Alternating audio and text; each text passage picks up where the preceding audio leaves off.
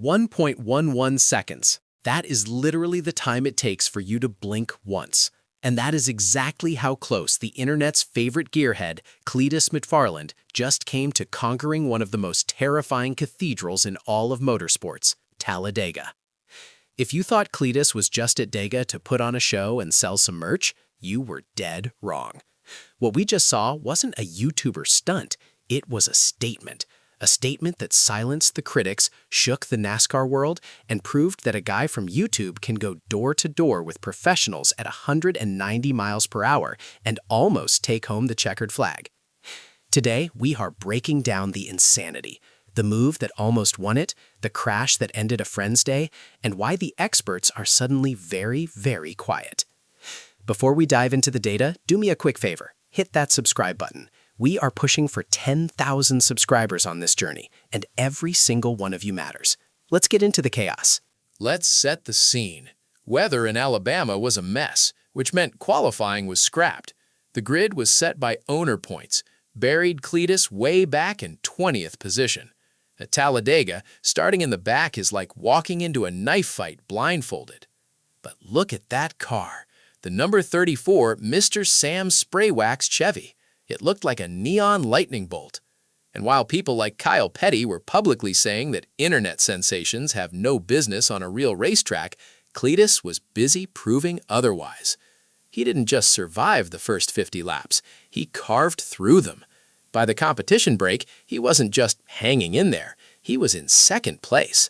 He wasn't waiting for luck, he was forcing his way to the front. Then, the moment happened. On the restart, Cleetus got that perfect shove. He surged to the front, leading his first ever laps in ARCA. And the radio audio? That was pure, unscripted gold. You could hear the raw shock in his voice. He wasn't trying to sound like a corporate driver. He was a guy living out a dream he didn't think was possible. He was screaming, "This is awesome, brother!" over the roar of a V8 engine. But leading at Dega is a double-edged sword. You're the windbreaker. You have to manage the mirrors, the side drafting, and the big one looming behind you. Every second out front is a second where you're a target. Of course, it's not Talladega without a junkyard's worth of twisted metal. A massive pileup late in the race changed everything. It was a sobering moment for the YouTube crew, as George Siciliano, the fan-favorite Squirrel McNutt, got caught in the meat grinder, finishing 29th.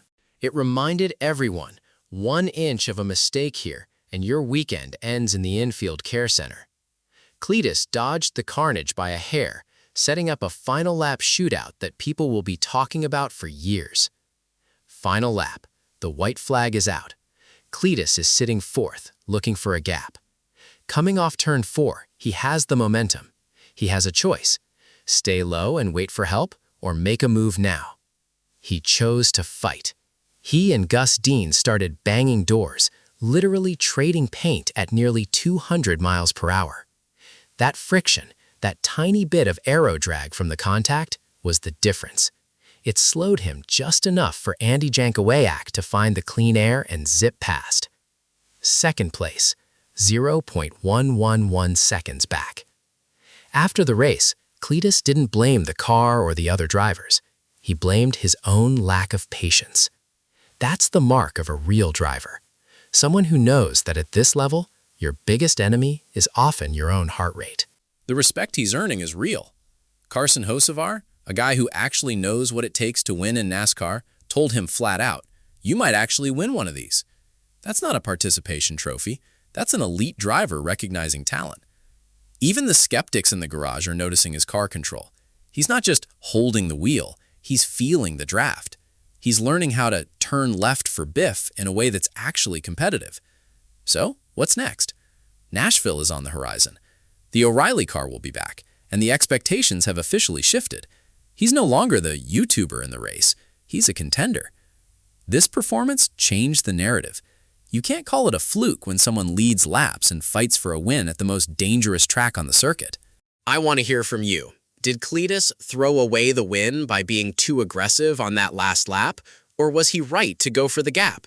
Drop a comment below. I read every single one. If you loved this deep dive, smash the like button and hit that subscribe button for real NASCAR garage updates. Thanks for watching. Keep the throttle down. We'll see you at the next one.